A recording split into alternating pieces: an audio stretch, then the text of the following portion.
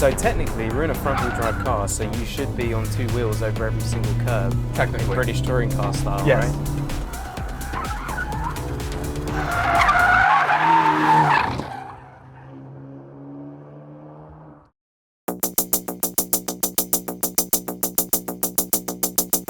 Hey, I'm Travis, this is Ryan Lewis, and we're here at the beautiful Thermal Club with a 6-speed, turbocharged performance sedan the internet's been asking for.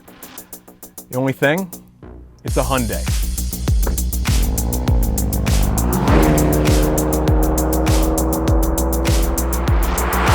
This is the Elantra N, 276 horsepower, 289 pound-feet of torque, 6-speed manual gearbox, adjustable suspension, torque vectoring front diff that you can actually feel working. And this car is a riot. It might be the best small sedan you could buy today. Hey, that's a wild statement, Travis. You're saying it's the best yet. Yeah.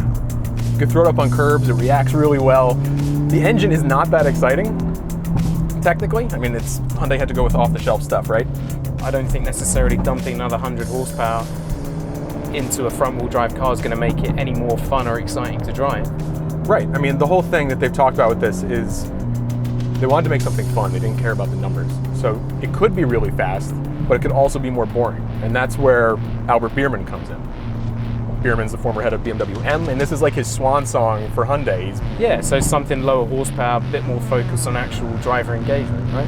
Yeah, exactly. It's all about the interaction between the driver and the vehicle, and everything that you interact with here is brilliant.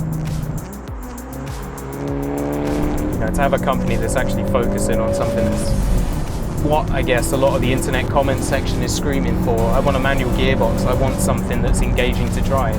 That's the thing, right? It puts a smile on your face. It's just so fun.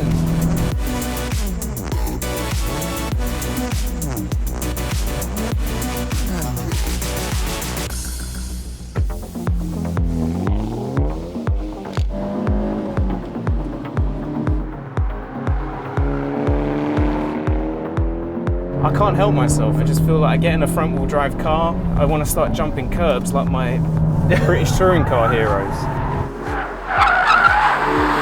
Yeah, you get on the power, car pulls itself out. We're not having massive torque steer, we're not getting big understeer on the way out. You know, not a huge amount of power, but I don't necessarily think that's a bad thing. It means it's going to encourage you to actually learn how to use momentum and actually save the amount of speed you're using. What do you think of the steering? Definitely still a little bit light. I think I would want it to be a little bit heavier, but I think it gives you plenty of impression for what's actually going on. Very easy to drive. Right. As soon as the car starts to push, come off the gas, the grip comes back.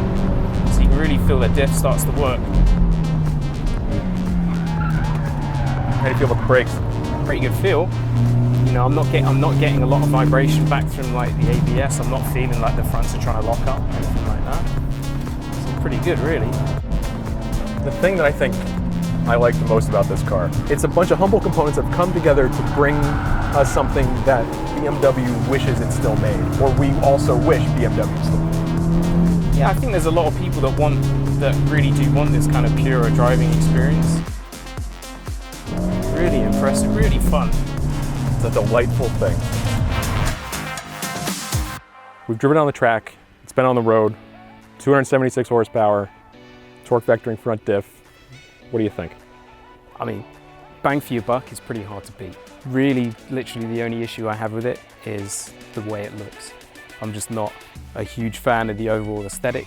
I think it kind of looks like something a henchman in a Michael Bay movie would be driving, but that's just me.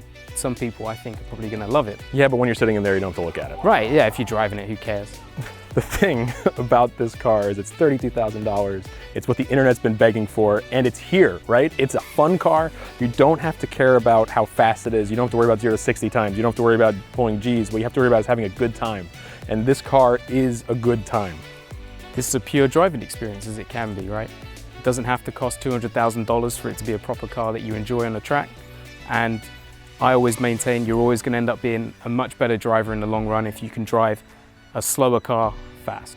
If you're on the internet right now watching this video, Buy cars like this. Encourage automakers to build more cars like this. More cars that are fun, that don't try to get you to 60 in 1 second, that don't make you top out in 80 miles an hour in second gear, right? You want something that is fun in the real world, and this is it.